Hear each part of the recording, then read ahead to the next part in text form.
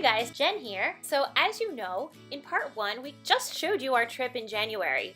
But what we wanted to do in this video, this part 2 video, is give you our best tips and our top dining recommendations at Disney World. Now I know some of you are going to have questions as far as the dining plans at Disney and different ways to save money or make dining a little bit easier. So before we even get started with the recommendations, let me just quickly touch on the Disney dining plans. There are 3 levels. You have quick service, the regular dining plan, often known as DDP, and the deluxe dining plan. The quick service plan only allows you to use your dining credits at quick service or counter service restaurants.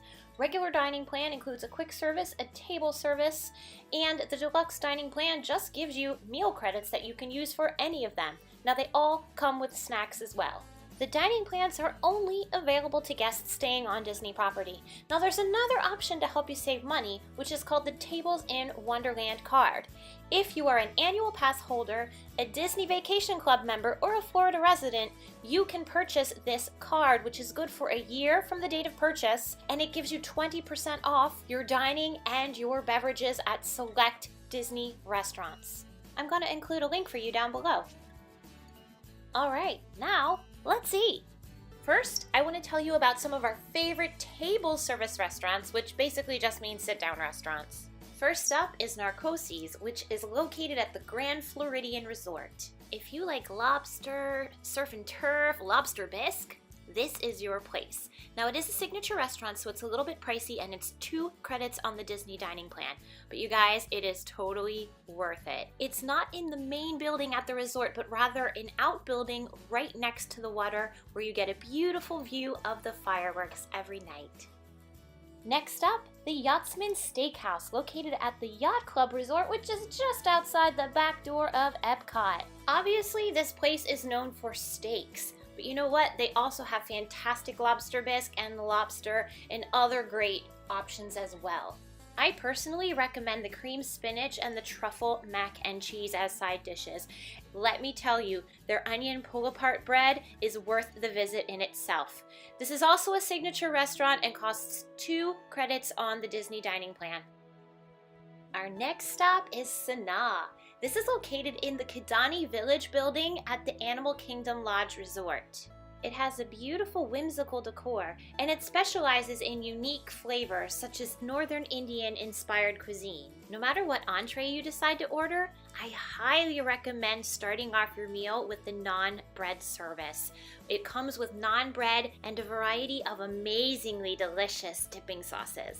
Plus, the whole one side of the restaurant looks out on the savannah, so you can watch the resort's animals while you have your dinner. Sanaa is 1 credit on the Disney dining plan. For our next restaurant, we're heading to Epcot. We're going to the back of the park to World Showcase to visit the Canada Pavilion and the restaurant Le Cellier. Signature dishes include poutine, beer cheese soup, the famous mushroom filet mignon, and delicious pretzel bread. Le Cellier is a signature restaurant and costs 2 credits on the Disney dining plan. We're going to stay in Epcot for the next one, still in World Showcase, this time at Chef de France in the France Pavilion. The French onion soup here is literally the best I have ever had. And honestly, no matter what we've gotten here has been excellent. I really highly recommend it. Chef de France is 1 credit on the Disney dining plan. And yes, we are in Epcot still at World Showcase's Mexico Pavilion for the San Angel Inn. When you enter the pavilion, which looks like a beautiful Mexican market at twilight, head to the back to find the entrance to the restaurant. So guys, I'm going to be totally honest with you. San Angel Inn is not going to win any awards for best food, but for me, it wins hands down best ambiance at any restaurant at Disney World. You're dining along the River of Time next to a majestic temple with a volcano erupting in the distance. It's Disney Imagineering at its best. The San Angel Inn is 1 credit on the Disney dining plan.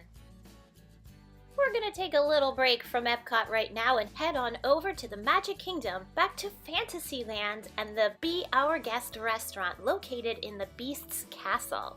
This restaurant is counter service by day, but table service for dinner. Visually, this restaurant is just stunning. The main ballroom is right out of the movie, and you can also dine in the Forbidden West Wing. It's just so cool. We've eaten here lots of times, and the food is always fantastic. Be Our Guest is currently 1 credit on the Disney dining plan. For the last of our table service recommendations, we're going to stay in the Magic Kingdom and head on over to Adventureland to visit the Skipper Canteen. This place has some solid dining options. The atmosphere is fantastic and the service is awesome. I honestly love the way they combine the kitschy humor of the Jungle Cruise while paying homage to the long gone Adventurers Club. Like I said, the food's good. I personally like the dish called Tastes Like Chicken because it is. The Skipper Canteen is 1 credit on the Disney dining plan. Also, just a friendly reminder to try and make your table service dining reservations 180 days out. You can always change or cancel those reservations later, but at least you have them, especially if you're going during a busy season. That being said, I've always been able to find something on the day of using my Disney app and making a reservation earlier in the day. But if you want something really popular, you really do want to book out 180 days in advance. How about some counter service or quick service restaurants when you're on the go? Quick service restaurants are ones where you walk up to the register, place your order, and pick your food up at the counter. Now, if you're a burger and fries kind of person, or you like your chicken tenders, don't worry, there's plenty of options for you. But that's not the kind of thing we're into, at least not while on vacation. These are some of our favorite quick service restaurants for you to try. The first restaurant on our quick service list is located in Animal Kingdom in the Pandora section, called SATU'LI Canteen. Great theming, lots of seating, and honestly, the food is fantastic. It's really fresh, it tastes delicious, and you get a decent amount for the price. It's a great deal. We're totally headed back to Epcot again, this time to World Showcase's Morocco Pavilion, to go visit the Tangerine Cafe. This is pretty much a regular stop on every trip for me. They have a great combination platter with lamb and chicken, couscous salad, tabbouleh, hummus. It's really delicious. They also have a great baklava, and you just cannot beat the beauty of the Morocco Pavilion at Epcot. We're headed back to Animal Kingdom to the Asia section of the park to visit the Yak and Yeti local food cafes. You have offerings such as teriyaki beef bowls, tempura chicken, salad, all tasty stuff and Milosh approved. Our next recommendation is located in the Magic Kingdom back in Liberty Square, called the Columbia Harbor House. The restaurant is where Liberty Square and Fantasyland meet. Options include all kinds of seafood, including lobster rolls, tuna sandwiches, and of course lots of fried deliciousness. There's tons of seating on the 2nd floor, so it's a great place to escape the crowds.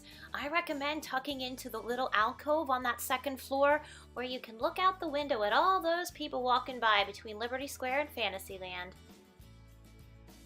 To finish out our list of quick service restaurant recommendations, we're back to Epcot. This time we're headed back to France to the Boulangerie Pâtisserie. To find the restaurant, just head to the back of the pavilion towards the Eiffel Tower.